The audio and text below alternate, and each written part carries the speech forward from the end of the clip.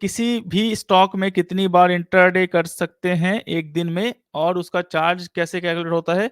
क्योंकि मैंने इंट्राडे में स्टॉक्स को एक से ज़्यादा बार बाय सेल किया है और पोजीशन में प्रॉफिट था, लेकिन सेटलमेंट होने के बाद प्रॉफिट बहुत कम आया है अकाउंट में। ऑलरेडी मैंने चीज़ें आपको बता रखी थी इसके रिगार्डिंग। क्या है? सिंपल देखो, चार्जेस आपको कहाँ देखने हैं? सेबी का रूल है, सेबी जो है आपके लिए ही जो है सोचती है। चाहे मैं हूँ as a research analyst, investment adviser, जिसका अपना-अपना काम है, वो सब कर रहा है। चाहे जो भी काम हो उसका, सब कर रहे हैं वो, सिंपल। अब यहाँ पे देखो आपका जो है एग्ज़ाम्पल बोलता हूँ, कोई सा भी स्टॉक ले लेते हैं। एसबीआई है, मान लो आप जो है 100 क्वांटिटी में बाय सेल करते हो। मैंने यहाँ पे जो है 100 क्वांटिटी लगा दिया इंट्राडे में बाय सेल का। लॉन्ग टर्म है, इंट्राडे कर दिया। अब यहाँ पे देखो 100 क्वांटिटी बाय करने का आपको चार्ज जो है 28.87, मतलब मान लो ₹30 आपको वन टाइम में बाय करने का आपको पे करना पड़ रहा है। अगर आप यही सेल करते हो तो आपको पे करना पड़ रहा है ऑलमोस्ट ₹47। इंट्राडे में अगर सेम अमाउंट पे आप बाय सेल करते हो तो ₹30 और ₹50 कितना हो गया? ₹80।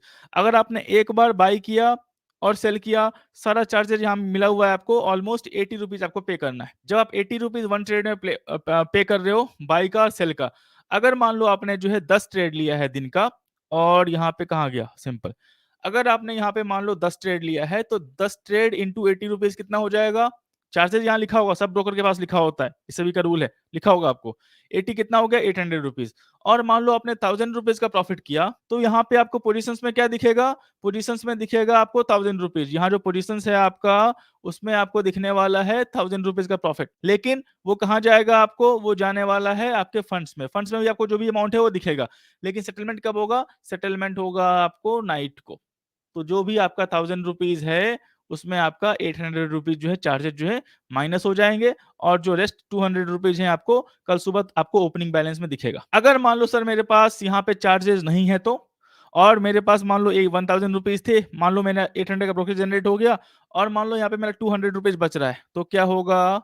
₹200 आपका बच रहा है और आपने ₹800 का प्रॉफिट जनरेट किया है, तो जो आपका ओपनिंग बैलेंस है, जैसे मेरा यहाँ पे -88 दिख रहा है, आपको दिखेगा -600। तो जो भी आपका अमाउंट और माइनस दिखे, तो समझ लेना चार्जेज़ या फिर कुछ एक्स्ट्रा चीज़ें हैं जो आपको दिया गया है।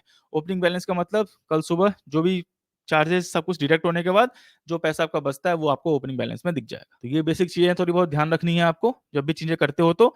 एटलीस्ट अगर मान लो ₹80 है, सिंपल है, ₹80 है तो इसका मतलब क्या हुआ? अगर आप एसबीआई का जो है 100 क्वांटिटी बाय करते हो, 100 क्वांटिटी सेल करते हो, मतलब बाय का और सेल का आपको कितना डिफरेंस लेके चलना है? ₹80। ₹80 का मतलब पॉइंट कितना हो जाएगा? 80 पैसा। 0.80 इंटू 100, ये हो गया आपका ₹80, मतलब ये कॉस्ट टू कॉस्ट आने का चार्ज है।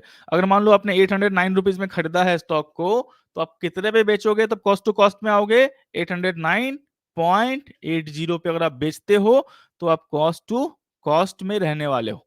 अगर आपने इससे नीचे में बेचा है एवरेज बाइंग कॉस्ट और सेलिंग कॉस्ट, तो आपको लॉस होने वाला है। यही आपका कॉन्सेप्ट था, 2 चीज़ें थी, एक्सप्लेन कर दी है मैंने।